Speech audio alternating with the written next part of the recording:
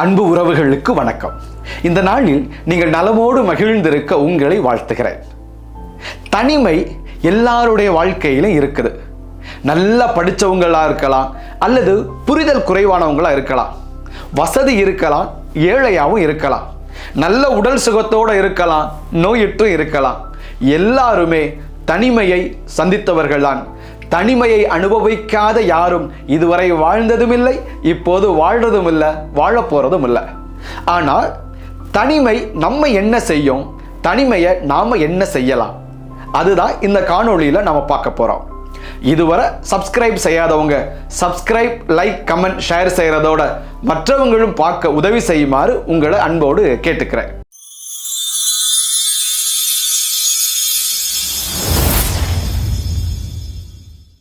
Ronald ரோல்ஹைசர் எழுதிய loneliness factor என்ற ஒரு புத்தகத்தை அண்மையில் நான் வாசிக்க தொடங்கினேன்.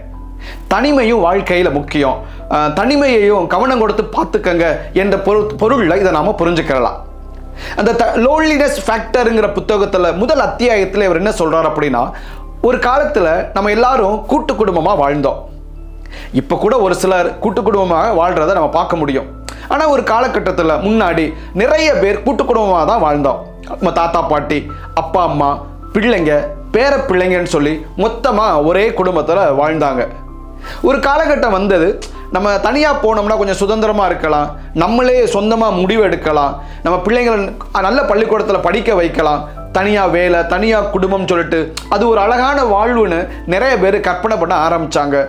அப்படியான வாழ்க்கை தொடர்ந்தது. அவங்க தனி குடித்தனம் போனால் கூட பைக்கோ, காரோ, சைக்கிளோ எல்லாருக்கும் பொதுவாக தான் அந்த குடும்பத்தில் வச்சுருந்தாங்க. தொலைக்காட்சி பொதுவாக தான் இருந்தது, தொலைபேசி பொதுவாக தான் இருந்தது. ஆனால் அதுலேயும் மாற்றம் வந்தது. எனக்கு இன்னும் சுதந்திரம் வேணும், நான் இன்னும் தனிமையாக இருக்கணும், சந்தோஷமாக இருக்கணும்னு சொல்லிட்டு வீடு கட்டும் போதே தனித்தனி அறைகள், அப்பா அம்மாவுக்கு இது, பிள்ளைங்களுக்கு இது, கணவன் மனைவிக்கு இதுன்னு சொல்லிட்டு தனித்தனி அறைகளாக வீட்டை கட்ட ஆரம்பித்தோம்.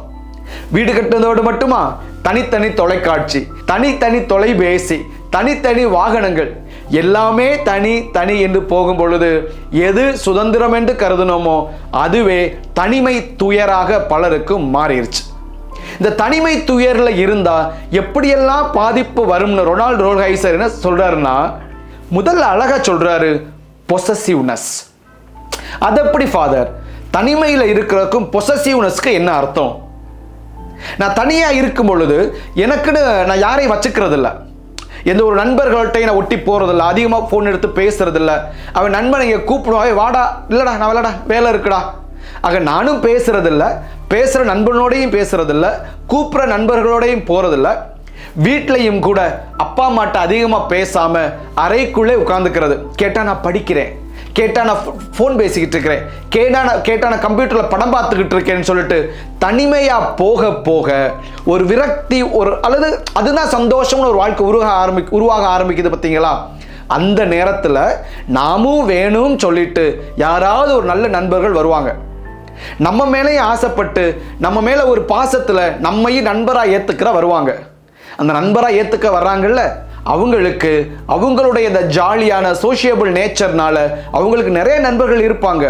அதில் ஒன்று நமக்கு முக்கியத்துவத்தை அவங்க கொடுப்பாங்க, அவங்க மதிப்பாங்க. ஆனால் இந்த ஏற்கனவே தனிமையில் யாருமே வேணாம்னு ஒதுங்கே இருக்கிறாங்கல்ல, அவங்க கிடைக்கிற நட்பு ஐயோ நம்மளை விட்டு போயிருமோ, அந்த நட்பு நம்மளை விட்டு போயிடக்கூடாதுங்கிற அதீத முன்னெச்சரிக்கையில் அப்படியே பொசசிவ் ஆயிடுவாங்க. நீ எனக்கு மட்டும்தான் ஃப்ரெண்டு, நீ யார்கிட்டையும் பேசக்கூடாது, சரியா? என்ன நேற்று அங்கே போன என்கிட்ட சொல்லவே இல்லை, அப்போ நான் உனக்கு முக்கியமே இல்லையா உனக்கு என்று ஒவ்வொன்னையும் குத்தி காட்டி அந்த நட்பு எனக்கு மட்டும்தான் சொல்லிட்டு ஒரு பொசசிவ் ஆகி அதுவே ஒரு டாக்ஸிக் ஃப்ரெண்ட்ஷிப், டாக்ஸிக் ரிலேஷன்ஷிப் ஆகி ஒரு கட்டத்தில் அல்ல ஜோவியலாக இருந்தாரே, சோஷியபிளாக இருந்தாரே, அவரே ஸ்ட்ரெஸ் ஆகிற அளவுக்கு இந்த லோன்லியாக இருக்கிறவங்க விட்டுருவாங்க. அப்பா சாமி ஆளை விடுறான்னு சொல்லிட்டு வந்த வழியே போயிடுவார். அடுத்தது இந்த ரொம்ப தனிமையில் இருக்கிறாங்களே, யாருமே வேணாம், நான் சுதந்திரமாக இருக்கிறேன், நான் இதில் தான் எனக்கு சந்தோஷம் அப்படின்னு நினச்சிட்டு உட்கார்ந்துருக்கிறாங்கல்ல, அவங்க இப்படி புதுசாக கிடைக்கிற உறவு ஐயோ நம்ம போயிடக்கூடாதே அப்படின்னு சொல்லிட்டு தொணத்தோணனும் பேசவும் ஆரம்பிப்பாங்க. நம்ம பேசிக்கிட்டே இருக்கணும், அவங்க கேட்குறாங்க அப்படின்னு. ஆனால் அதுவும் கூட வந்தவர், என்னடா இவன் தொணத்தோணன்னு பேசிக்கிட்டு இருக்கேன், தொணத்தோணு எப்போ பார்த்தாலும் பேசிக்கிட்டே இருக்கிறான், காது வலிக்குது, ரத்தம் வருதுன்னு சொல்லிட்டு அந்த உறவும் கட்டாயிரும். இன்னும் ஒரு சிலர் இருக்கிறாங்க, நம்ம பேசுனா அவங்களுக்கு ஒருவேளை போயிடுவாங்களோ, நம்ம பேசுறது அவங்களுக்கு தொந்தரவாக இருக்குமோ, அப்போ கொஞ்சம் அமைதியாக இருப்போம். இப்படி கொஞ்சம் அந்த அமைதி அதிகரித்து அந்த அமைதினாலேயே இடைவெளியாகி உறவு சிதைஞ்சு போகிறது உண்டு. இன்னும் ஒரு சிலர் இருக்கிறாங்க, அந்த வந்த உறவை தக்க வைக்கிறதுக்காக அவன் என்ன சொன்னாலும் செய்கிறது, ப்ளீசிங் கேரக்டர், என்ன சொன்னாலும் செஞ்சு தன்னுடைய சுயத்தை இழந்தவர்களும் இருக்கிறாங்க. ஆக ரொம்ப தனிமையில் போகும் பொழுது அந்த தனிமை நம்மை சாப்பிட ஆரம்பிச்சிடும். தனிமை நம்மை சாப்பிட ஆரம்பிக்கும் பொழுது உறவுகள் இப்படியெல்லாம் சிக்கல்கள் வந்துகிட்டே இருக்கும். மனிதர்கள் மேல் உள்ள உறவுகள் மட்டும் இல்லைங்க, கடவுள் மேல உள்ள உறவுகளிலும் இது சிக்கலை கொண்டு வரும். ஏன்னா தனிமையா இருக்கும் பொழுது ஒரு கட்டத்தில் கடவுள் இருக்கிறாராங்கிற சந்தேகத்தில் கொண்டே முடியும். நமக்கு மேல ஒரு ஆற்றல் இருக்குது, நம்ம வழி நடத்துறாரு கடவுளுங்கிற நம்பிக்கையை விட்டுட்டு கடவுள் மேலேயே கோபப்பட ஆரம்பிப்போம். சில ஆண்டுகளுக்கு முன்னாடி நான் வாசித்த ஒரு புத்தகத்தில் இருந்த ஒரு வரி, சாத்தானுடைய வெற்றி என்னன்னு தெரியுமா? சாத்தானுடைய வெற்றி மக்களை கடவுளை மறுதலிக்க வைக்கிறது இல்லை, மாறாக கடவுள் மேல சந்தேகப்பட வைக்கிறது. ஒவ்வொரு கஷ்டமும் வரும் பொழுது கடவுள் மேல சந்தேகம் வந்துகிட்டே இருக்கும், கடவுள் இருக்கிறாரா இல்லையான்னு சொல்லிட்டு. ஏன் எனக்கு மட்டும் துயரம், ஏன் நான் மட்டும் தனிமையா இருக்கிறேன், ஏன் எனக்கு மட்டும் வேலை கிடைக்கல, ஏன் நான் மட்டும் வீட்டை கட்டி முடிக்கல, ஏன் என் குடும்பத்தில் மட்டும் உறவுகள் சரியா இல்லைன்னு சொல்லிட்டு கேள்வி கேட்டு கடவுளே நீ இருக்கிறியா இல்லையான்னு கடவுள் மேலேயே சந்தேகப்படுவது. ஆனால் இந்த சந்தேகம் அதிகரிச்சு பல வருஷத்துக்கு பிறகு கடவுளே இல்லை அப்படிங்கிற மறுதலிப்பு வருதே, அதுதான் சாத்தானுடைய முழுமையான வெற்றி. ஆனால் அது வருகிற வரை கடவுள் மீது உங்களை சந்தேகப்பட வைத்துக் கொண்டே இருப்பான் சாத்தான்கிறத நான் வாசித்தேன். அதுதான் தனிமையில் இருக்கிறவர்கள் மனிதர்களுடனான உறவையும் பகைத்துக் கொள்வார்கள், கடவுளுடனான உறவையும் சிதைத்துக் கொள்வார்கள். சரி ஃபாதர், தனிமையை வெற்றி கொண்டவர்கள் இருக்கிறாங்களா? எப்படி வெற்றி கொள்வது? உண்மையை சொன்னா பல நேரங்களில் நாமே நம் தனிமையை வெற்றி கொண்டிருக்கிறோம் தான். அதனால தான் நம்முடைய வாழ்க்கை தொடர்ந்து நகர்ந்து கொண்டே இருக்கிறது. ஆனாலும் இந்த தனிமையை மிகச்சிறப்பாக கையாண்டவர் நம் ஆண்டவர் இயேசு கிறிஸ்து. பணியை தொடங்குறதுக்கு முன்னாடி அவர் பாலைவனத்துக்கு போறாரு 40 நாட்கள். நம்மில் பலர் எப்படி தனிமையை நாமா தேர்ந்துக்கிட்டோமோ அதே போல அந்த தனிமையான வாழ்க்கையும் இயேசு அவராக தான் தேர்ந்துக்கிறார். அந்த 40 நாள் வாழ்க்கையில அந்த தனிமையில பாலைவனத்துல அவர் தன்னுடைய ஆற்றல் அனைத்தையும் ஒருங்கிணைத்து தன்னுடைய பணி வாழ்க்கையில, தன்னுடைய சமூக வாழ்க்கையில, தன்னுடைய மனிதர்களுடனான உறவுல வருகிற பிரச்சனைகளை எல்லாம் எப்படி தன் கையாள போகிறோம் என்பதை ஆக்கப்பூர்வமாக சிந்தித்து முடிவெடுக்கத்தான் அந்த தனிமையை அவர் பயன்படுத்தி இருக்கிறார். தனிமை இயேசுவை வெற்றி கொள்ளவில்லை, மாறாக தனிமையை இயேசு வெற்றி கொண்டிருக்கிறார். சரி, ஒரு மனுஷனுக்கு எப்படியெல்லாம் சோதனைகள் வரும், எப்படியெல்லாம் ஆபத்துகள் வந்து சேரும்? கொஞ்சம் யோசித்து பார்த்தோம்னா, பரிசு பொருளுங்க. ஒருத்தர் வந்து உங்கள்கிட்ட ஒரு வேலை செய்யணும்னு கேட்குறாருன்னா உங்களை அப்படியே தாஜா பண்ணுவார். தாஜா பண்ணி உனக்கு ஒரு சரக்கு பாட்டில் வாங்கி தந்துடுறேன், எனக்கு அதை முடிச்சு கொடுத்துரு அப்படின்னு கேட்பார். இல்லைன்னா ஒரு நல்ல வசதியான ரெஸ்டாரண்ட்டுக்கு கூட்டிகிட்டு போய் உங்களுக்கு நல்ல வயிறார சாப்பாடு போட்டு வயிறையும் மனசையும் நிறைச்சிருவார். இல்லைன்னா அழகான ஒரு கடிகாரம், இல்லைன்னா ஒரு வீட்டு மனை, ஒரு வீடு, இல்லைன்னா அழகான சுற்றுலா, இப்படி பரிசு பொருட்களால் உங்களுடைய மனதை அவர் கலங்கடித்து தனக்கான ஆதாயத்தை அவர் நிறைவேற்றி கொள்வார். இரண்டாவது என்ன அப்படின்னா, பதவி ஆசை காட்டுறது. உங்களுக்கு இந்த வேலையை நான் வாங்கி தந்துடுறேன், எனக்கு இதை முடிச்சு கொடுத்துருங்க. இல்லை, உங்களுக்கு இந்த வேலையில் உங்களுக்கு பதவி உயர்வு வாங்கி தரேன், எனக்கு இந்த வேலையை முடிச்சு கொடுத்துருங்க. ஆக பதவி உயர்வு ஆசையை காட்டி தன்னுடைய காரியத்தை சாதித்துக் கொள்ளக்கூடியவர்கள் இருக்கிறார்கள். மூன்றாவது வகையினர் பேராசையை தூண்டி விடுவது. உங்களால் முடியாதது இருக்கா, பேசும்பொழுதே தெரிஞ்சிடும் நமக்கு.